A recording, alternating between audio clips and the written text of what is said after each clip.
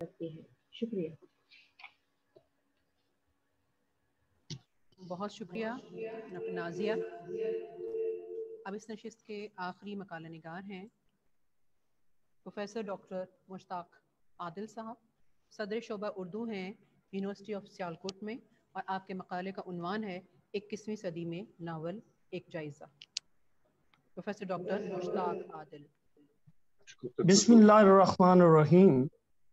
سب سے پہلے تو میں پروفیسر ڈاکٹر رخسانہ کوثر وی سی صاحبہ اور صدر شعبہ ڈاکٹر محمد افضال بٹ صاحب اور ان کی ٹیم کو یہ شاندار کانفرنس منعقد کروانے پر مبارکباد پیش کرتا ہوں۔ میرے خیال میں یقیناً میری آواز پہنچ رہی ہوگی، اور میں جناب پروفیسر ڈاکٹر ضیاء الحسن صاحب صدر مجلس کی اجازت سے اپنا مقالہ پیش کرنا چاہوں گا۔ میرے مقالے کا جو موضوع ہے وہ ہے 21ویں صدی میں اردو ناول ایک جائزہ۔ اردو ناول کی تاریخ کا جائزہ لیں تو یہ صرف 150 سال پر محیط ہے، مگر اس مختصر عرصے میں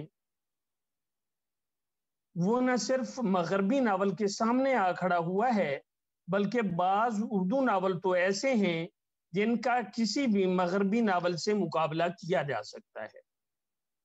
اتنے کم عرصے میں اردو ناول نے جس طرح عالمی سطح پر اپنی پہچان بنائی اور عالمی ادب میں اپنے آپ کو شامل کرایا، یہ ایک خوش آئند بات ہے۔ 21ویں صدی اس لحاظ سے خوش قسمت رہی کہ اس کے پہلے 2 اشروں میں ایسے ناول لکھے گئے جو اسلوب، تکنیک اور موضوعات کے لحاظ سے اس قدر معیاری ہیں کہ وہ کسی دوسری زبان میں لکھے جانے والے ناولوں کا مقابلہ کر سکتے ہیں۔ 21ویں صدی میں لکھے گئے ناول نئے تصورات، خیالات اور رجحانات کے حامل ہیں، جن میں رومانس، روشن خیالی، تاریخیت، فلسفہ، طلسماتی حقیقت پسندی اور فیکشن کو خاص اہمیت حاصل ہے۔ میرے اس مضمون میں پاپولر فکشن کا ذکر نہیں ہوگا، صرف 21ویں صدی میں پاکستانی ناول کا ایک جائزہ پیش کروں گا۔ اس صدی میں شائع ہونے والے ناولوں کا جائزہ لیں تو کچھ اس طرح کی تصویر سامنے آتی ہے۔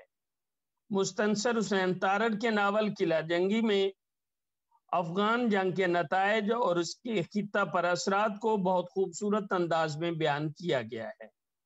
ڈاکیہ اور جولاہا میں ناول نگار نے عورت کی نفسیات اور جنس کو موضوع بنایا ہے۔ اے غزال شب میں تارکین وطن کے مسائل کی بہت عمدہ تصویر کشی کی گئی ہے۔ محمد عاصم بٹ کا ناول دائرہ سائنس کی ترقی کے سبب زندگی میں آنے والی تیزی، انسانی بھاگ دوڑ، مصنوعی ترقی اور رشتوں سے اجنبیت کی منظر کشی کرتا ہے۔ وحید عزیز کا ناول یہ عشق نہیں آساں میں بر صغیر کے مختلف مذاہب کو موضوع بنا کر بات کی گئی ہے، خاص طور پر ہندوازم کی رسموں پر خوب روشنی ڈالی گئی ہے۔ خالدہ حسین کے ناول کاغذی کاٹ میں کسانوں پر ہونے والے ظلم پر قلم اٹھایا گیا ہے اور کہا گیا ہے کہ درانتی کا نشان اب انسانیت کا پرچم بن رہا ہے۔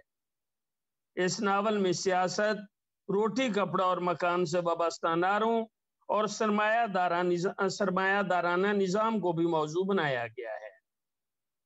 بانو قدسیہ کے ناول حاصل کاٹ میں 2 تہذیبوں کو اجاگر کیا گیا ہے۔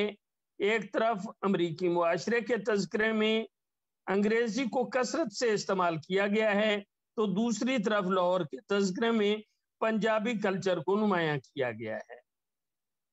اس طرح یہ امتزاج اس ناول کی تہذیبی ضرورت بھی نظر آتا ہے اور دنیا کی واحد سپر پاور امریکہ کے مسلمانوں پر تابہ بولنے کے مناظر بھی پیش کرتا ہے۔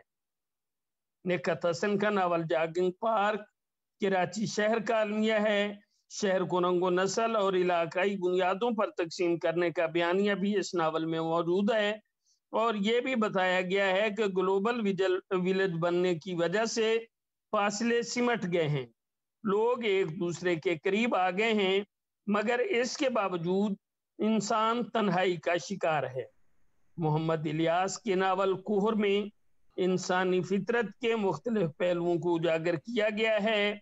मिर्जा अतहर बेग के नावल सिफर से एक तक में, जो कि साइबर स्पेस की मुंशी की सरगुज़श्त है, कंप्यूटर टेक्नोलॉजी, जदीद ज़राए अबलाग, ईमेल, मैसेंजर और इंटरनेट को मौजू बनाया गया है।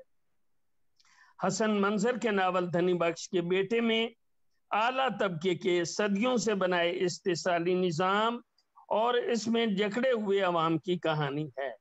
नावल निगार ने दही सिंध के हवाले से तस्वीर कशी की है कि ये लोग जुल्म को जुल्म नहीं समझते, बल्कि अपने ऊपर होने वाले जुल्म को जालिम का हक समझते हैं।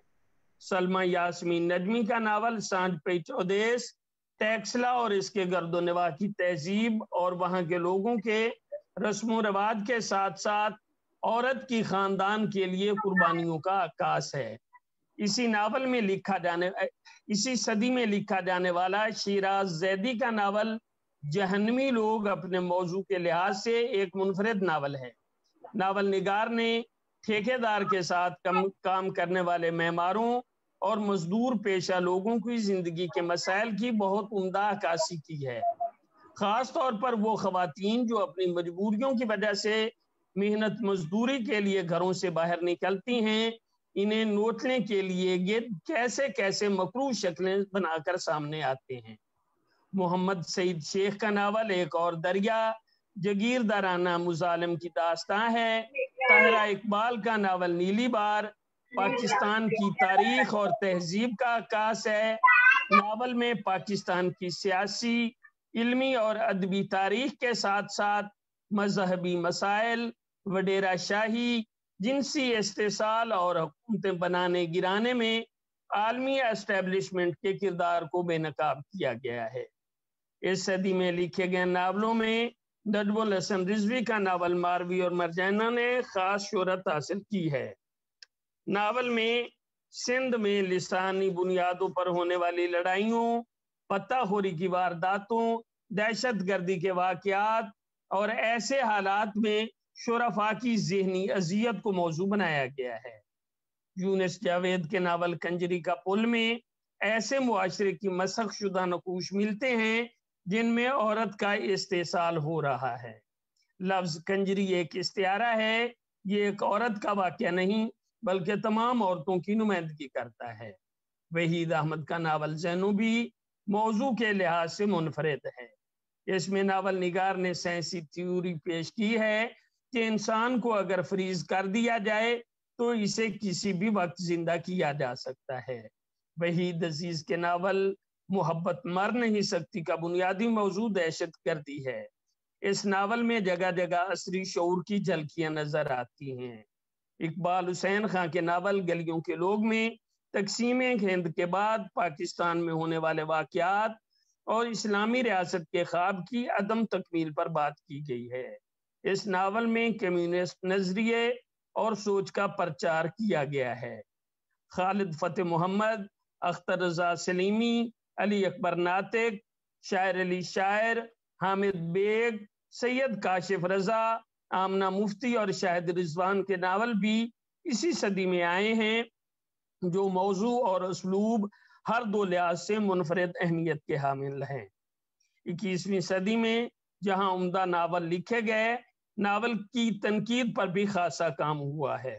उर्दू नावल की तनकीद पर लिखी गई कुतुब में प्रोफेसर डॉक्टर मोहम्मद आरिफ की किताब उर्दू नावल और आज़ादी के तसव्वुरात, डॉक्टर रशीद अमजद की उर्दू में तारीख नवीसी, डॉक्टर मोहम्मद अफजाल भट्ट की उर्दू नावल में समाजी शऊर, डॉक्टर मुमताज अहमद खां की उर्दू नावल में बदलते तनाजुर, डॉक्टर मोहम्मद अशरफ कमाल की उर्दू नावल तारीख व इर्तका, डॉक्टर खालिद अशरफ की बरे सगीर में उर्दू नावल और गफूर अहमद की किताब नई सदी नए नावल शामिल हैं। इस लिहाज से ये कहा जा सकता है कि 21वीं सदी नावल की सदी है। बहुत शुक्रिया, बहुत मुहब्बत।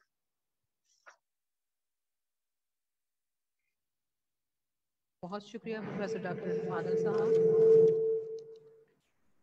अब इस आखिरी मरहले में मैं अपने मेहमान एजाज जनाब सरवर गजाली साहब से इल्तमास करूंगी कि वो इस नशिस्त